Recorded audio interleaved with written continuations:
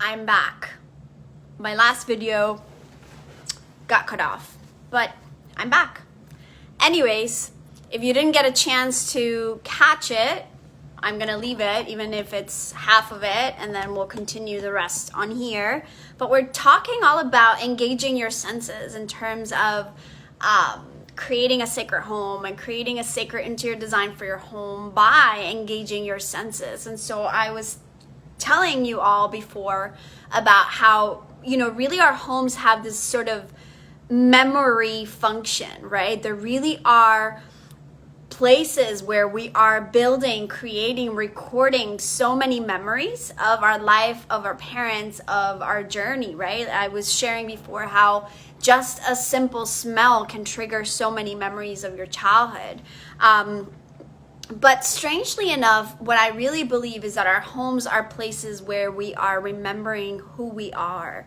And that's why I'm so passionate about making the home a sacred place and really treating it as a temple, as our temple, because it is a place where we have the opportunity to dive deep into knowing ourselves. And that's the best way to live a sacred life. The whole approach to sacred interiors is not that it's just a sort of weekend makeover. It's a lifestyle, and with that lifestyle, engaging your senses is a big part of that, and it's a daily thing that you do. Even if we don't realize it, we're engaging our senses all day by what we smell, by what we touch, where we sit, what we eat, what we listen to. And so I think my last video, I already covered the sense of smell. So if you need to catch that, you can do that after I'm done with this. We talked about the sense of sight, obviously the visuals, which a lot of times we prioritize, but in reality, we need to also go beyond it. But also I talked a little bit about what makes that visual attraction, what makes it so appealing. And summary, it's really about texture and it's about mixing materials. But we also talked about the sense of touch. And then I was in the middle when the video cut off on the sense of hearing and what paying attention to the sounds around your house really matters, right? We're in homes where there's so much pollution with sound, where we have the TV on all of the time, we have the radio on, or our cell phones have a million different notifications from different apps, and so we're constantly being distracted from being present in our home. We're constantly being distracted from being present in what we're doing because we're listening to all these unintentional sounds all the time. And so it's important to tune into silence. Silence is where the magic happens. Silence is where boredom happens for kids. Silence is where you have no stimulation really to distract you from being with yourself. And so I love silence. In fact, I crave it. And I often with my children set times where, I know I need the silence. And so I'll ask for silence.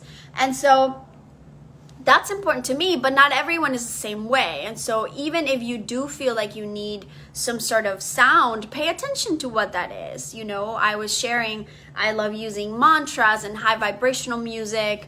I love using, the sounds of natures. We have this beautiful garden in the back with my neighbor's garden, and there's all kinds of birds that come in the morning, and I love listening to that. And so it's just really important to pay attention to these sounds. And also, when you think of temples and what the sounds of bells do, there was something that we went to this sanctuary during the summer, to this mountain sanctuary in North Carolina, and I loved something that they were doing. And in fact, I've been brainstorming of ways to recreate that in my home, which is that at certain times of the day, they would ring a bell.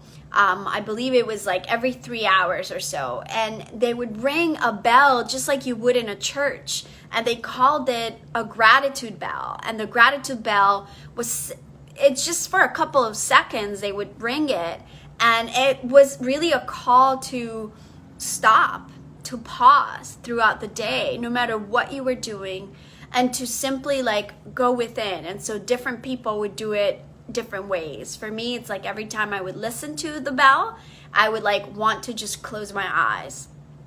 And it was really all about thinking, remembering, and feeling what you were grateful for. Other times we were caught cooking, and so in the middle of cooking, we would just all stop. And immediately, even the children and everyone around would just create a certain amount of reverence and slower pace to what they were doing, even if they didn't completely stop. And so I really, really love that. And again, I'm still thinking of ways to recreate it, but I love using bells in general. I love using bells to call my kids for dinner. I love using bells to, start a meeting of some sort, or to start a yoga class, to start a relaxation. In the past, in ancient sort of history, bells were also used to guard off spirits, right? And to sort of guard the home from spirits, from evil spirits. And so that's kind of a cool, neat way to also cleanse your space through sound and through sound vibration. And there's a whole deep sort of side to understanding vibration, the vibration of sound, but also thinking about singing and chanting and the beauty that, surrounding your home with your own sacred sound is like. And I think of times where, I'll just be humming in the kitchen or chanting or singing a song of any kind, and it just creates a certain atmosphere for my kids. It creates a certain sort of happy feeling in the home. And of course, the best part is when they pick up on it and then they start singing the same song, and then we're all sort of doing our own thing and they start singing. These are like precious moments. And so these are things that are very simple, but that if we pay attention can really, really change and shift the energy of our home, the interactions of our homes. When we talk about energy, it's not some woo-woo sort of thing. It's about how you feel inside creates that outside experience. And so sometimes such a simple task as in turning off the TV while you cook and singing a little song instead, and then coming to the kitchen table and turning on or lighting up a candle will create a different dynamic when people sit at the table. It will even just invite people to sit at the table. How many people don't even sit down to eat anymore together? Like they just all eat in separate parts of the home and don't gather and don't have a conversation at the table. It also is the opportunity to go from everyone being on their phone at the table to talking to each other. It's just so those old, simple, going back to family basics that really, really are life-changing for a lot of my students in my academy. It's simply going from no one is gathering together or spending time together, connecting with each other, and accepting that that's the reality, to, let's design your dining table. Let's first of all create enough seating for everyone. Let's engage their senses through candlelight and music and dimmed lights. Let's diffuse some really nice oils, and let's cook some really delicious soup and invite everyone to sit down at the table. Okay, so it's really not about complicating ourselves with this sacred lifestyle. It's just about paying attention to these basic things: touch, smell. What does it look like? What does it feel like? What does it taste like? What does it smell like? And what are you listening to?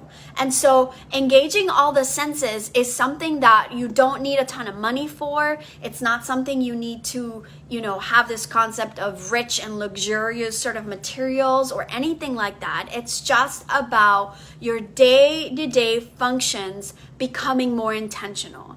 And so again, it's about cooking while you're listening to music. It's about singing again, even if you don't think your voice sounds good. Just that is healing enough for your body, for your mindset, for your soul. The same thing, it's with candlelight. Candlelight is a really beautiful, meaningful, and intentional ritual that you can create for yourself. And it takes 1 second. If you don't have to have the sophisticated, elaborate practices of yoga or meditation or anything like that. It's about creating a beginning and creating an end to one specific activity of your day. And so, for example, some of you have seen my coffee and prayer bar, which I really think should be a thing. Everybody should have a coffee or tea bar if you don't drink coffee. The Colombian in me has to have coffee. It's just like not possible to be without coffee. In moderation, obviously, but this coffee and prayer area for me is a non-negotiable, because every single day is the first thing I do, after I do my practice and make my bed and all of that. But I come out of my room and I go into my coffee tea bar, and I also have my altar there, and first thing I do is I turn on my candle. And every time I do that, it just automatically invites me to go within for a second. Most of the time, I change my altar around a lot, and if you need some input on how to create your own sacred altar, you can check out some of the videos here. There's one training on that, and I switch it up all the time where I have different pictures. If I'm focusing my energy on someone specific or I'm praying for someone specific, then when I light the candle, I'll see their picture and I'll send them my love, send them my light, send them my prayers. But most of the time it's about me starting my day right, because how I start my day is most likely going to define how the rest of the day goes, I've learned. And so it's really, really important that we use these tangible, material, and sort of mundane aspects of our day-to-day to engage us in remembering who we are and remembering what it is that we are creating here. It's really important that we remember the future that we so are anxious about is being created right this moment. And so sometimes all it takes is spraying your room with a yummy scent that is clean and healthy and invigorating or relaxing, or simply, adding a throw pillow and a throw blanket on your couch so that you can actually be comfortable when you sit down to drink your tea. And so I really, really invite you to play with this and with what engaging your senses is all about, and to creating a home that is not demanding, that it's not, full of complicated, demanding processes that requires you to find, expensive things or objects that are not resonating with you. What I encourage you to do instead is to use things and bring in objects into your home that engage all those senses and that feel like they are in alignment with who you are. Meaning, don't spend so much time trying to find the right piece to fit your space. Instead, try to find pieces that make you feel really good, that smell good, that feel good. Choose comfort anytime over aesthetics. Choose beauty because of what it reminds you of versus just what it looks like.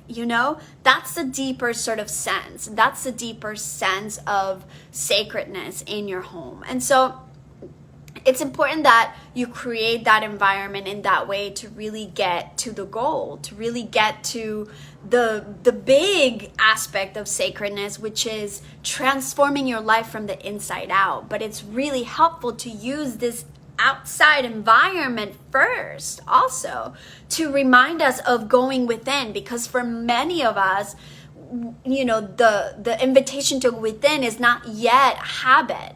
The actual habit that most people have is to look outside of themselves. So let's start with your home. Let's start with your house. Let's create this external space that is done with intention, that it's done with meaning, and that reminds you of the complexity of who you are inside, and therefore invites you to continue to know yourself deeper. And that's the beauty of this practice. It's the beauty of this lifestyle. It's the beauty of this transformation. And if you're ready to do that for yourself and to do that for your family and to do that with your home, go ahead and check out my link below. We are open for enrollment inside of the Academy. It's a full-on program where we go into transforming your house into your own sacred temple, and we do it from the inside in. We learn all about engaging the senses with each part of your home. We learn all about arranging your furniture in ways that are inviting, in ways that look